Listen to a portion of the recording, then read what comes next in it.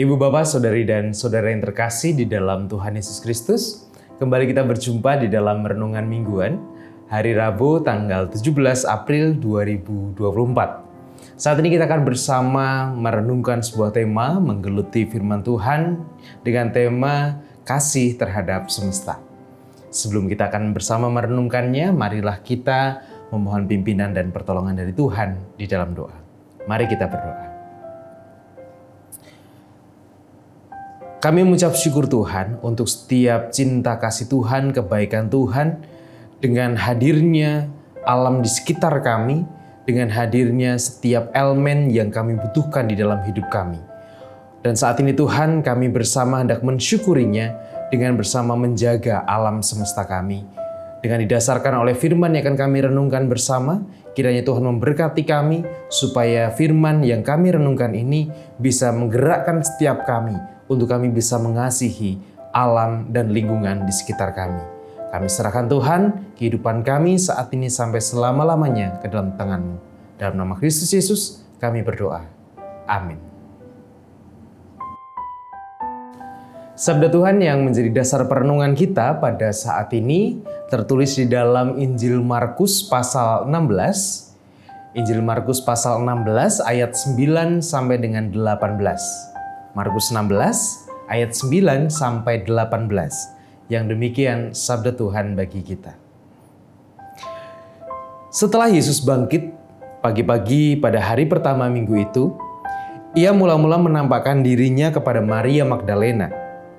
Daripadanya Yesus pernah mengusir 7 setan. Lalu perempuan itu pergi memberitahukannya kepada mereka yang selalu mengiringi Yesus dan yang pada waktu itu sedang berkabung dan menangis. Tetapi ketika mereka mendengar bahwa Yesus hidup dan telah dilihat olehnya, mereka tidak percaya. Sesudah itu ia menampakkan diri dalam rupa yang lain kepada 2 orang dari mereka ketika keduanya dalam perjalanan keluar kota. Lalu kembalilah mereka dan memberitahukannya kepada teman-teman yang lain. Tetapi kepada mereka pun teman-teman itu tidak percaya. Akhirnya ia menampakkan diri kepada ke-11 orang itu ketika mereka sedang makan. Dan ia mencela ketidakpercayaan dan kedegilan hati mereka, oleh karena mereka tidak percaya kepada orang-orang yang telah melihat dia sesudah kebangkitannya. Lalu ia berkata kepada mereka, "Pergilah ke seluruh dunia, beritakanlah Injil kepada segala makhluk. Siapa yang percaya dan dibaptis akan diselamatkan, tetapi siapa yang tidak percaya akan dihukum. Tanda-tanda ini akan menyertai orang-orang yang percaya. Mereka akan mengusir setan-setan demi namaku. Mereka akan berbicara dalam bahasa-bahasa yang baru bagi mereka. Mereka akan memegang ular, dan sekalipun mereka minum racun maut, mereka tidak akan mendapat celaka. Mereka akan meletakkan tangannya atas orang sakit, dan orang itu akan sembuh." Demikianlah bacaan sabda Tuhan. Yang berbahagia ialah setiap orang yang dengan setia merenungkan serta memeliharanya. Haleluya. Amin. Dulu pernah ada yang mengatakan bahwa Jogja banjir itu sebuah lelucon. Jogja nggak mungkinlah banjir. Jogja itu penuh dengan tanahnya masih bagus, serapannya masih bagus, gorong-gorongnya juga baik, pengelolaan airnya juga baik, sehingga nggak mungkin Jogja itu banjir. Kalau kita mengatakan, oh Jakarta banjir, mungkin sudah menjadi pengetahuan atau berita yang biasa kita dengar. Tapi kalau Jogja banjir, dulu mungkin menjadi lelucon. Tetapi sekarang ini, akhir-akhir ini, keadaan Jogja yang banjir bukan lagi menjadi sebuah lelucon, tapi justru menjadi sebuah ancaman yang sudah terjadi. Dan jika ini dibiarkan, pasti akan semakin besar ancamannya. Ditambah lagi dengan cuaca yang sudah tidak menentu lagi. Musim kemarau dalam dulu perhitungan dari bulan sekian sampai bulan sekian, kemudian musim penghujan dari bulan sekian sampai bulan sekian. Tapi sekarang itu teori yang dulu kita pelajari di SD, yang saya dulu pelajari di SD, itu sekarang sudah tidak berlaku lagi. Dampaknya adalah banyak petani yang harus memutar otak untuk bagaimana menanam ini, hari ini menanam apa, karena Dari panas tiba-tiba hujan, nanti tiba-tiba panas lagi beberapa hari, tiba-tiba hujan lagi beberapa hari. Ini menjadi sesuatu yang kita hadapi sekarang ini dan menjadi ancaman yang nyata dalam kehidupan kita sehari-hari. Nah, lalu apa yang akan kita lakukan? Apa yang bisa kita lakukan di dalam situasi yang demikian? Ibu bapak dan saudara-saudari yang terkasih di dalam Tuhan, dalam teks yang kita baca saat ini dari Markus 16 ayat 9 sampai 18 menjadi sebuah wacana, menjadi sebuah dasar dalam pergerakan kita sebagai komunitas gereja. Yaitu ketika Yesus menampakkan diri kepada murid-muridnya dan Yesus memberikan pesan kepada murid-muridnya adalah beritakanlah Injil kepada segala makhluk. Injil berarti sebuah kesukacitaan, berita sukacita yang diterima oleh manusia dalam pemahaman kita. Tetapi Yesus kemudian memperluas itu. Bukan hanya kepada manusia berita Injil itu harus diwartakan, tetapi kepada segala makhluk. Berarti bukan hanya manusia, tetapi juga ada hewan, ada tumbuhan, ada air, udara, tanah, dan lain sebagainya. Seluruh elemen yang ada di dunia ini itu menjadi sasaran pada pemberitaan Injil tersebut. Nah, di dalam pengutusan yang kita terima sebagai pengikut Kristus, sebagai orang-orang yang mengenal Kristus, pewartaan Injil kepada segala makhluk menjadi perintah yang mutlak, menjadi perintah yang harus. Artinya bahwa setiap makhluk yang ada di dunia ini, ya seperti yang saya sebutkan tadi, mereka pun harus bisa merasakan kesukacitaan. Kalau dalam lingkungan sekarang ini, mungkin kita saja yang merasakan sukacita. Karena toh yang terjadi adalah eksploitasi alam di mana-mana, sampah menumpuk di mana-mana tanpa kemudian kita kelola dengan baik, dan akhirnya juga berdampak juga pada kita. Dalam kondisi sekarang, alam tidak bisa merasakan kesukacitaannya. Udara penuh dengan polusi, tanah pun penuh polusi, limbah dan lain sebagainya, air pun juga demikian. Sebagai orang Kristen, sebagai orang-orang yang mengaku sebagai pengikut Kristus, kita punya tugas tersebut.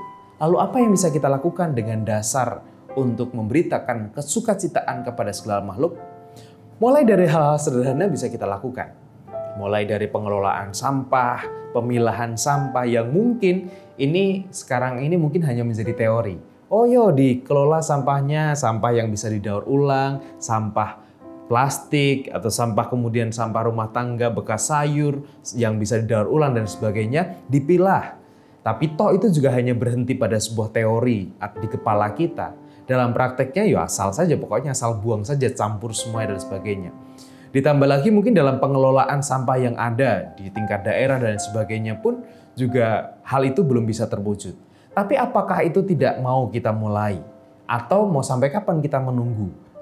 Ancaman yang lebih besar kita rasakan sekarang ini. Pengelolaan sampah bisa kita lakukan dengan mudah. Dengan memilah itu, dengan mengelolanya, bahkan mungkin kita sebagai komunitas ada bank sampah. Itu juga menjadi sebuah wacana yang sangat menarik. Bahwa keimanan kita bukan hanya berbicara bahwa saya percaya kepada Kristus. Bukan hanya tentang itu. Bukan hanya percaya kepada Kristus yang bangkit. Tetapi bagaimana kemudian mewartakan Injil itu kepada segala makhluk.